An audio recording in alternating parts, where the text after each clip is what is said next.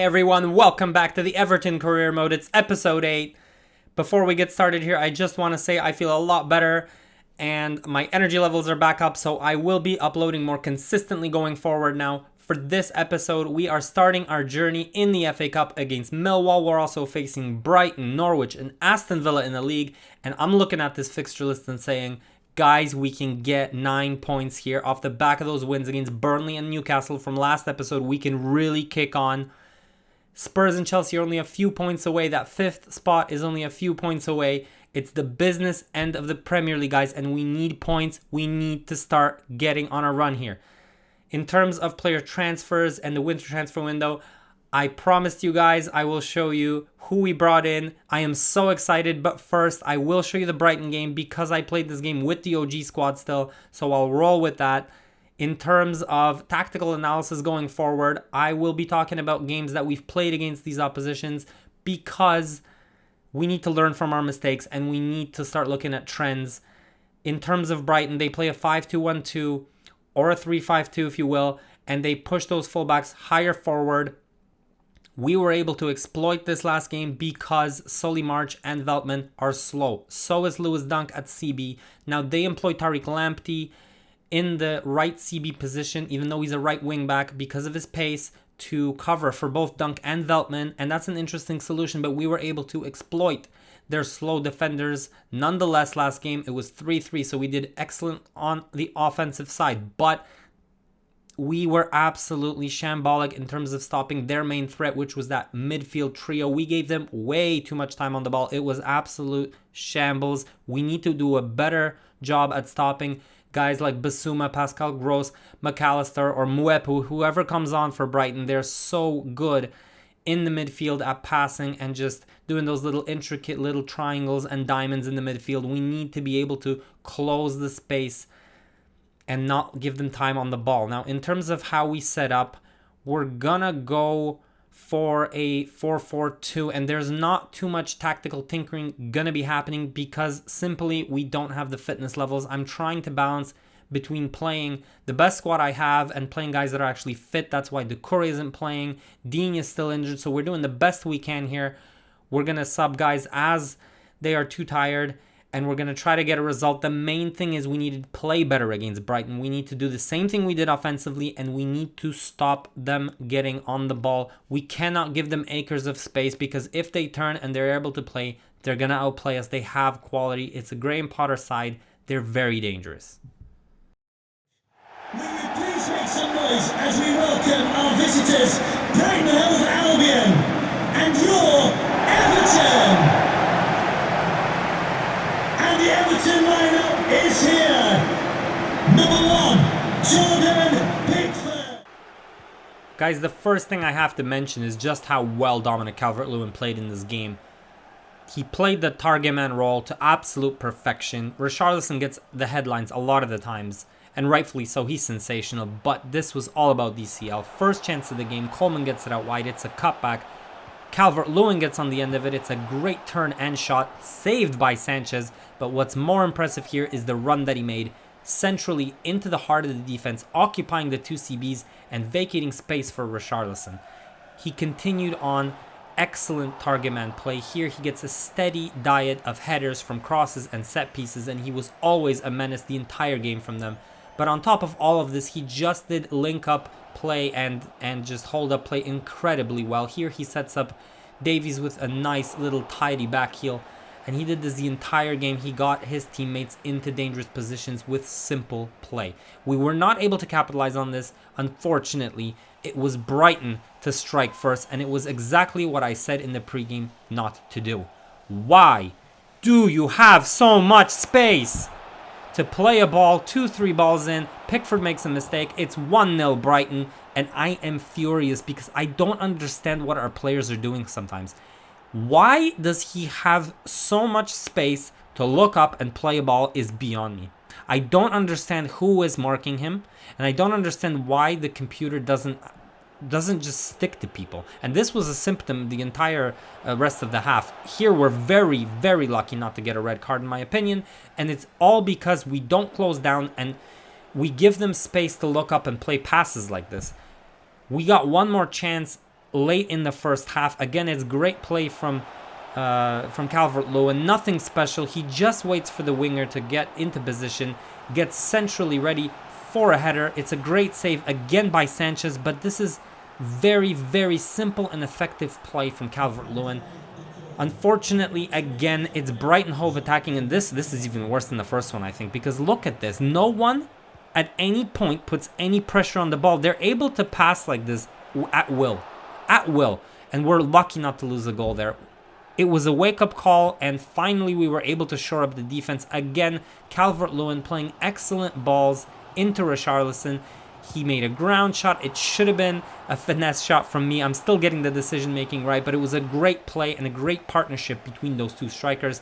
And again, we put on the pressure, and this time we finally get an equalizer, but it's all DCL in my opinion, because, okay, Richarlison nicely wriggles away and gets the pass to Allen, who just smashes it in the net. But it is Dominic Calvert-Lewin, again, occupying the CBs, and a central defensive midfielder who is there to cut out the pass to him, which opens up the space for Richarlison to pass to Allen, and then for Allen to smash it in the back of the net, and he's able to get a shot off without getting blocked. And a lot of the times, especially in FIFA, you do get blocked, but here Calvert-Lewin occupies multiple opponents, and Allen puts it in the back of the net. It's 1-1, and we continue playing decent defense after this. Like I said, we shored it up. We get another counter here, and again, it's Dominic Calvert-Lewin with great hold-up play. Guys, this is such simple but such undervalued stuff. He starts the counter, and he gets on his bike, and he finishes the counter because it's 2-1. He puts it in the back of the net, and it's a cherry on top for his performance. He put such good work in today.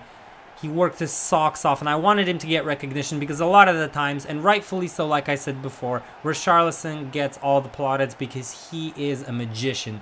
But what Calvert-Lewin does on the pitch is just such undervalued stuff. We finally break Brighton down here, guys. It's 2-1, and that was pretty much the end of the game. I brought Gordon on and a few more subs, and Gordon was really lively. I'm really happy for him because he's showing he's a really good player. He just lacks the finishing product sometimes, but he's really getting into good positions. Here again, Calvert-Lewin does some great work in the hold-up play. Gordon will get on the end of this whipped cross, and he's unlucky not to get a goal for himself, but he's in and around dangerous areas, and it's really nice to see from him because I'm really expecting a lot from him in the future. It's great stuff. Guys, we finally beat Brighton. We get the 3 points. It's a massive 3 points. And we march on to get Europa League this season.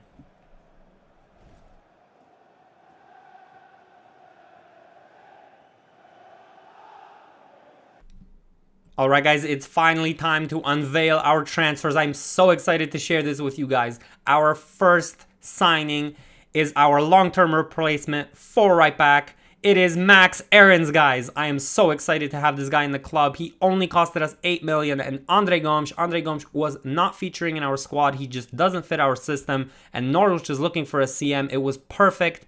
Max Aarons is only 21. He's got good pace, good stamina, good dribbling. I put him on wide back in terms of development plans to increase his defensive work rate, to get his crossing and some of his defensive stats up. I promise you guys, this guy will be a hell of a player for us.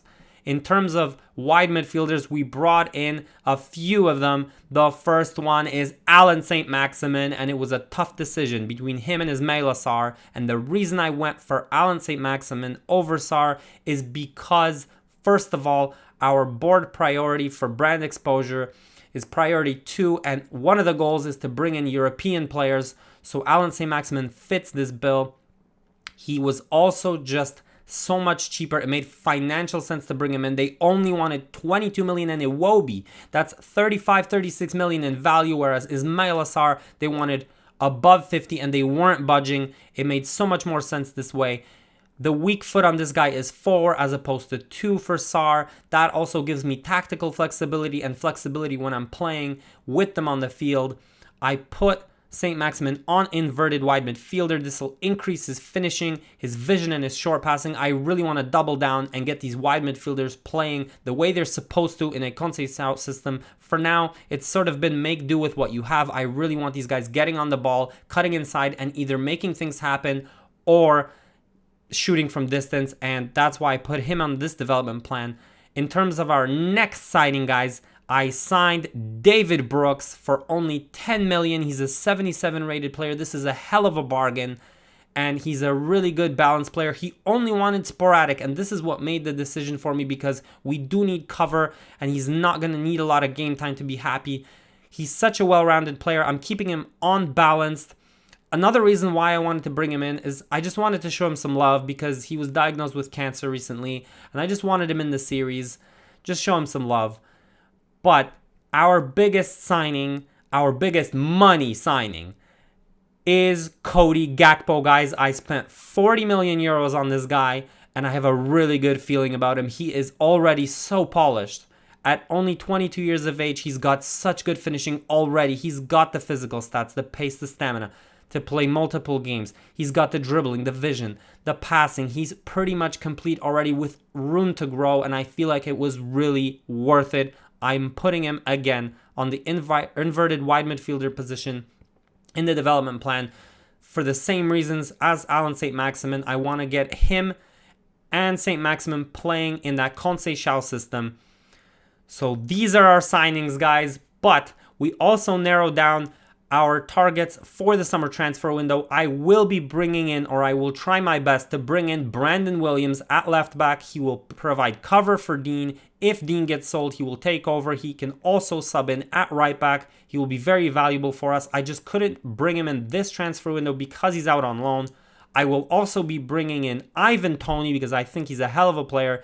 If we make the Europa League, we'll be in so much competitions. We will need quality at this position, not just Richarlison and Dominic Calvert-Lewin. And I will also be bringing in a central midfielder. That will be our big money signing in the summer because we will need to strengthen that area. I want someone really good. I know Van de Beek is on our transfer target list and we'll be looking at him, but we'll also be looking at Renato Sanchez and others. That decision has yet to be made, but we will be buying a central defensive midfielder or a central midfielder in that box-to-box role. Okay, guys, we're going to take our new signings and play our first game with them against Norwich. The last time we played against Norwich, it was 1-1, and there's a simple reason for this. We were coming off that battering against Aston Villa, and honestly, we weren't confident enough. We gave them way too much of the ball, and they're going to hurt you because they do have decent players in the midfield. They play a 4-1-4-1 with the bank of 4 and a bank of 5. Sometimes it can prove difficult to break down, and sometimes they will be more adventurous because, like I said, they have decent midfielders, Lemelu, Billy Gilmore, Todd Cantwell, so they can play some football. They've got Pukki up front, who is always dangerous in terms of finishing, but by and large, this shouldn't be all that difficult if you just play confidently. We have the better side here. Like I said, we're putting in St. Maximin, Gakpo, and Aaron's right in there. Dean is back from injury. We should really be winning this game, guys. May we please make some noise as we welcome our visitors Everton and the Canaries, Norwich City. Here's how the Canaries line up.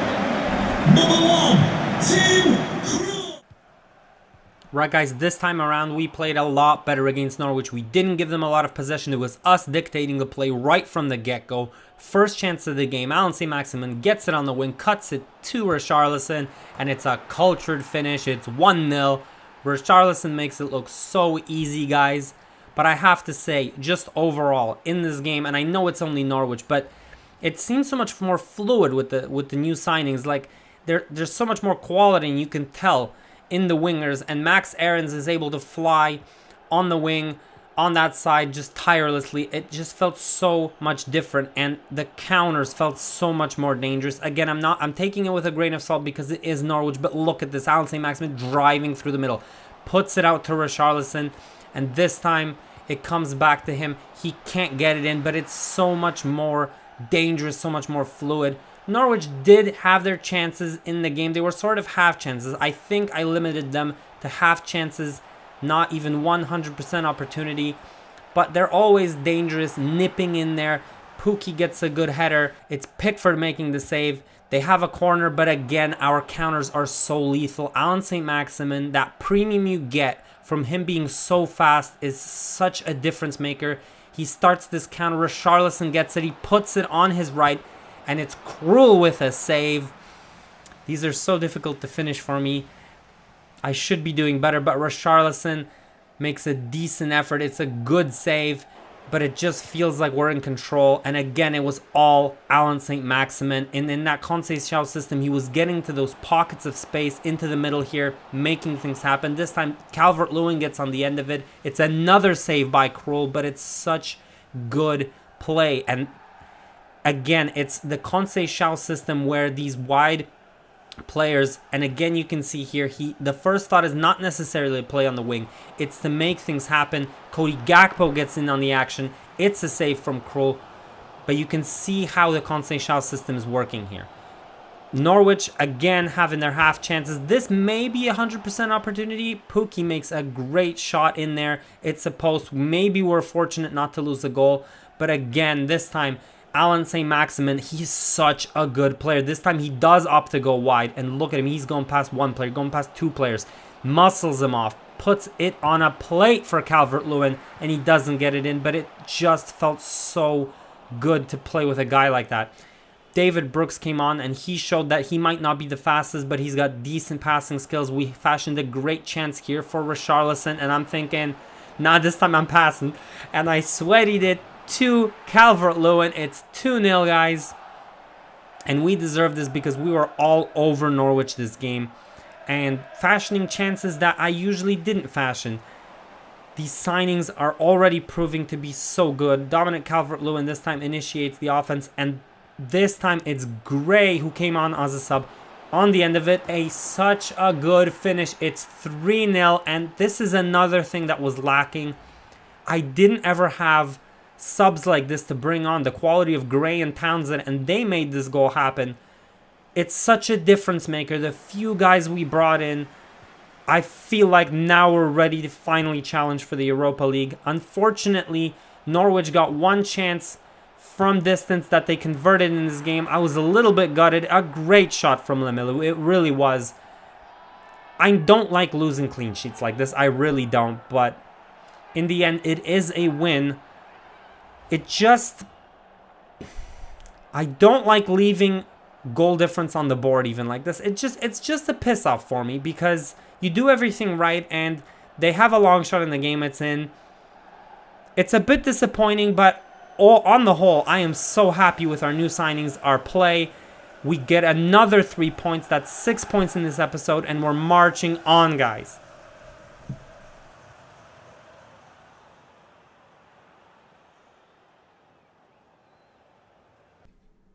Okay, so there was a lot of things going on in the transfer window other than us buying players. There was actually a ton of offers that came in for our own players. Firstly, for Yerry Mina.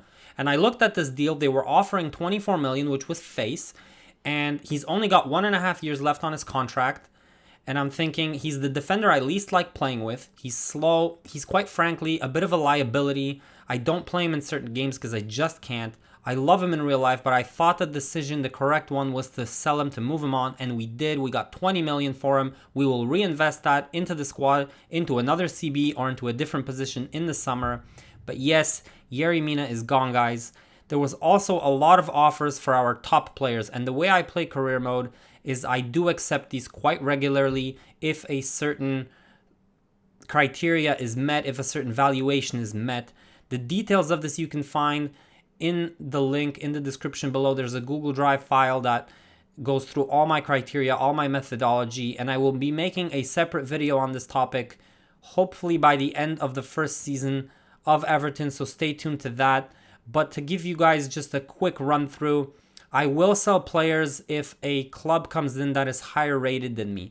In this case, I make it so that the club has to be 3 overalls higher. Juventus was, so yes, I have to sell Dean. Now, in terms of valuation, it's all based on morale, form, the guy's age, if there's a potential to grow. So In the case of Dean, he was worth 38 million. It came out that I will accept offers of 50 million and above.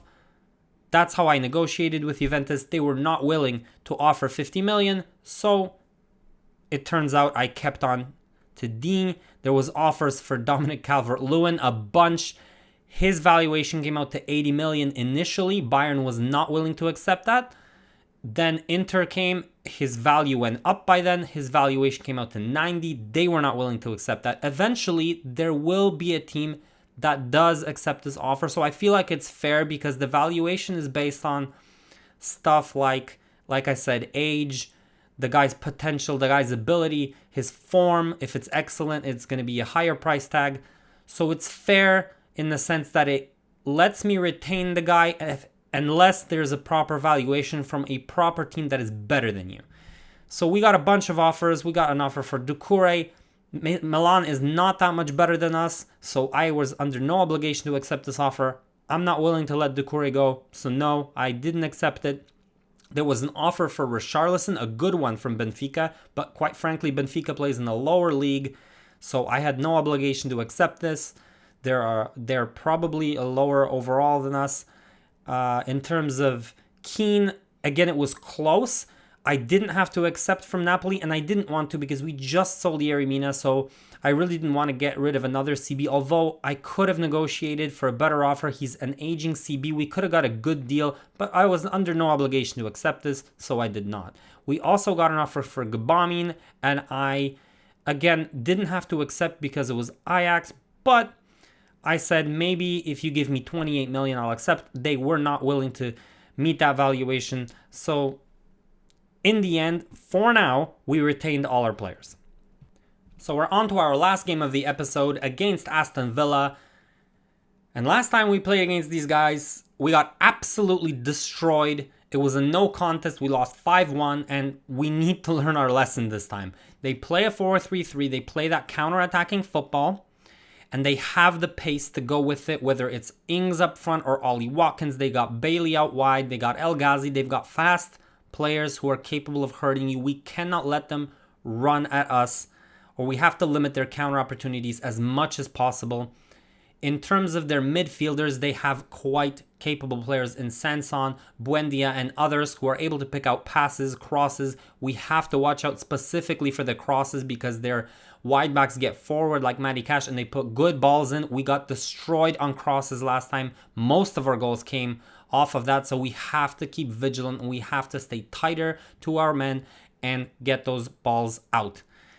In terms of how we're going to set up, we're going to go with a 4-4-2. Now, I had a bit of a struggle. I thought maybe a 4-3-3 would be a little bit safer, but no, you know what? We're playing at home. We've got our new players in, and I feel like we can have a go. We just need to play a little bit less adventurous, a little bit more conservative, especially with our central midfielders, because they have to help out if those counters start coming our way. But I think we can do this, guys, so let's go. May you please welcome our visitors, Aston Villa, and your very own Toffees, Everton! The Toffee men line up as follows. Number 1, Jordan. This was a tough game, guys. It really was. I thought I limited their counter opportunities to a minimum, but they showed that with the ball they are very, very capable. And they attacked us right from the get-go. The first chance was in the 6th minute. El Ghazi had a great shot off a nice pass and play. Pickford had to make an early save, and that set the tone for, I think, the first 30 minutes. I'm not sure. Maybe it was PTSD, residual PTSD on my part because of that 5-1 thrashing earlier, but I couldn't get anything going early on, and it was all Aston Villa. They really are a quality side. They were getting into dangerous positions and maybe not getting 100% opportunities, but certainly dangerous chances. Here again, McGinn, Pickford had to make another decent save, and they were constantly at us. Defensively, we were better than in the previous game, but honestly, Keane was in no man's land a lot of the times, and it led to these little dangerous pockets of space. Here again, Pickford had to make a save with his leg. It was very uncomfortable, and they dominated for the first half an hour or so. I was able to get, against the run of play, a decent chance here. We have a little bit of a pass in play. We keep possession. They actually press us really aggressively for the entire game, but we were able to beat that in the defense. And then in the offense, we get it to Cody Gakpo, and he scores his first goal for the club. It's an outside foot shot. That outside foot trait comes in handy, and we're up 1-0. I am really happy, but unfortunately, we lose concentration yet again, and Aston Villa is just so aggressive. They come at you right away. They put the ball into the box. Again, a mistake from Keane, a mistake from Pickford, and Bailey puts it in the back of the net. And I am gutted yet again because I'm feeling like the game is slipping away from me. I managed to get a goal, and I thought, just let's hold on to half. Let's calm it down. But no, it's a comedy of errors yet again. Okay, maybe it was a bit harsh on Pickford. It's 1-1. And Aston Villa keep on coming for the rest of the half. But I sort of get a little bit more concentration because I'm like, come on, let's do this. We can do this. We make a great defensive tackle, backpedaling there. And we're trying to hold on here in the first half. Again, it's a little bit shaky from me. The defense fails yet again. They make another great passing play. Their decision-making on ball is just so good. I don't know what it is with Aston Villa. They're my bogey opponent, it seems. And this time, it's a shot from, I believe, Ollie Watkins. Pickford was on point for the most part.